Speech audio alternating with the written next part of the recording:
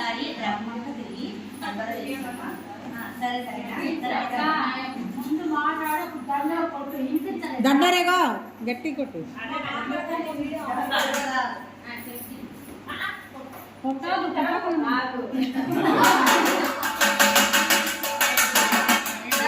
గ్రామ ప్రజలందరికీ నేను తెలియజేయడం ఏమనగా ఈ రోజు ప్రీ స్కూల్ సంస్థ జరుగుతుంది కాబట్టి మీ అందరూ అంగన్వాడీ సెంటర్కి రావాల్సిందిగా కోరుచున్నాను.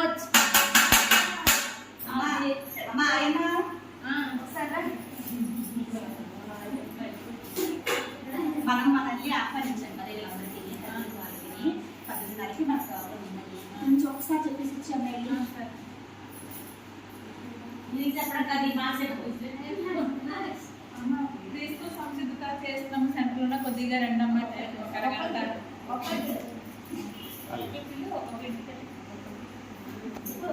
అమ్మ లక్ష్మి గారు ఈరోజు కొద్దిగా ఒక అరగంట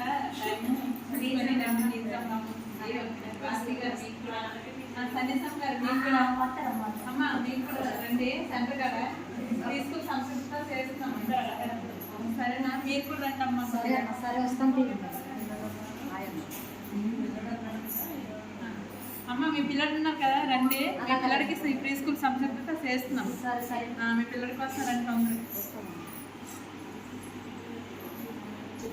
చెప్పండి కూర్చొని చేసి ఎవరైనా వస్తే నాకు రాదు అలా వెళ్ళి కృష్ణ గారు వచ్చి అని చూసి కృష్ణ గారు వచ్చని చెప్పి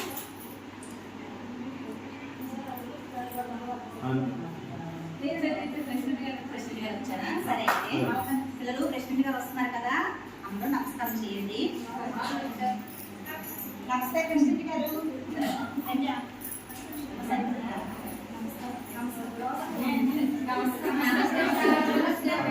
ఫ్రెండ్స్ కూర్చోండి.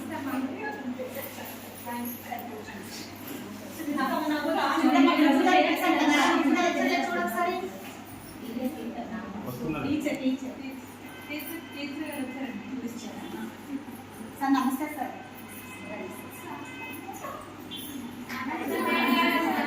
కూర్చోండి సార్.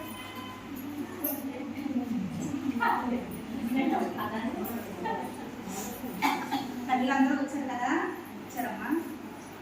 వచ్చారా? చిన్న కూర్చున్న వాళ్ళందరూ పిల్లలు టేబుల్ మీద ఉన్న వాళ్ళందరూ చదువుతారు. అమ్మ అందరికీ నమస్కారం సార్. నమస్తే సార్. నమస్తే సార్. అయితే ఈరోజు మిమ్మల్ని పిలవడం యొక్క ఉద్దేశం నేను చెప్తానమ్మా. ఈరోజు మా సెంటర్లో ప్రీ స్కూల్ అనేది 3 సంవత్సరాల నుంచి 5 సంవత్సరాలు ఉండే వరకు మేము ఆటపాటలతో కూడిన విద్యని మేము చెప్తాము. అలా చెప్పిన తర్వాత ఇప్పుడు జూన్ నెల వస్తుంది కదా, 5 సంవత్సరాలు నిండిన వాళ్ళ పిల్లలందరినీ కూడా స్కూల్లో మనం జాయిన్ చేయాలి. ఇప్పుడు జాయిన్ చేయాలనేటప్పుడు ఇది ఒక పండగ వాతావరణంలో చేసుకోవాలనే ఉద్దేశంతో మేము ఈరోజు మా అంగన్వాడీ సెంటర్లో నిర్వహిస్తున్నాం. కాబట్టి అంటే వాళ్ళకి మేము ఆటపాటలతో కూడిన విద్యని 5 అభివృద్ధుల గురించి మేము చెప్పాలి.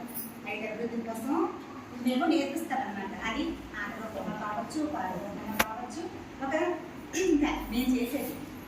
అది ఏమంటే ఫస్ట్ అభివృద్ధి అనేది జరగాలంటే శారీరక అభివృద్ధి జరగాలి పిల్లల్లో. తర్వాత మేధో అభివృద్ధి జరగాలి. తర్వాత భాషా అభివృద్ధి జరగాలి. తర్వాత సాంస్కృతిక సిద్ధాంతం ద్వారా జరగాలి. గణితాభివృద్ధి జరగాలి. ఇలాగ అన్ని అభివృద్ధులతో కూడిన విద్యని అంటే అంగన్వాడీ అంటే ఆటలు పాడిస్తున్నారని చాలా మంది ఉద్దేశం ఉంది. కానీ ఆ ఆటపాటల ద్వారానే మేము ఇలాంటి అభివృద్ధులన్నీ కూడా మేము జరిపిస్తామన్నమాట. అది మీకు తెలియజేయాలనే ఉద్దేశంతో మేము ఈరోజు ఈ ప్రోగ్రామ్ని కండక్ట్ చేస్తాము. ముందుగా మా ప్రోగ్రామ్కి వచ్చిన అందరికీ కూడా మరొకసారి ధన్యవాదాలు తెలియజేస్తూ మా ప్రెసిడెంట్ గారు ఉన్నారు కదా, ప్రెసిడెంట్ గారికి కొన్ని మాటలు మాట్లాడాల్సిందిగా కూర్చున్నాం. ఇక్కడున్న పెద్దలందరికీ నా నమస్కారం. మరి ఇక్కడున్న చిన్నపిల్లలందరికీ నా యొక్క ఆశీర్వాదం. మరి ముఖ్యంగా ఈరోజు అంగన్వాడీ సెంటర్లో మన టీచర్ గారు ఈరోజు మేళా దండలు కోరుకుంటే చెప్పారు. మరి ముఖ్యంగా ఏంటంటే మీ పిల్లల్ని ప్రతిరోజు అంగన్వాడీ సెంటర్కు పంపించండమ్మా. చక్కగా శుభ్రంగా స్నానం చేయించి మంచి బట్టలు వేసుకొని తొడిగించి చక్కగా మంచిగా మీరు ప్రతిరోజు పంపించాలి. అలాగే అంగన్వాడీలో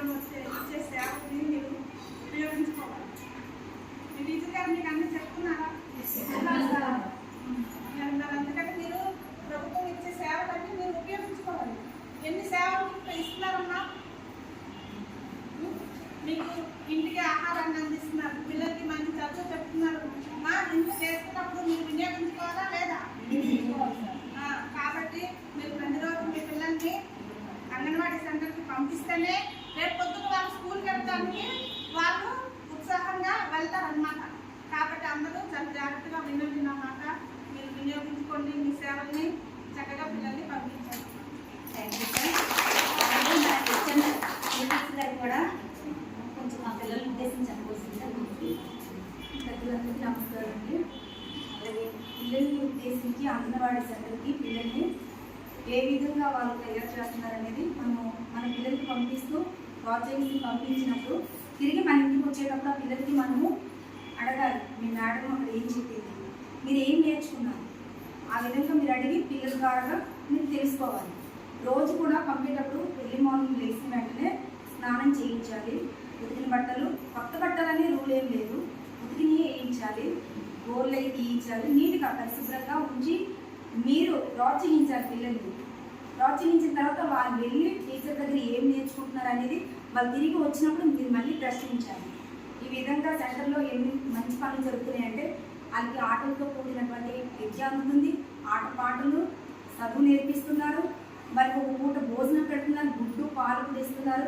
అన్ని విధాలుగా కూడా అభివృద్ధి కష్టపడుతున్నారా లేదా పిల్లలు? ఆ విధంగా మనం ప్రోత్సహించి పిల్లలు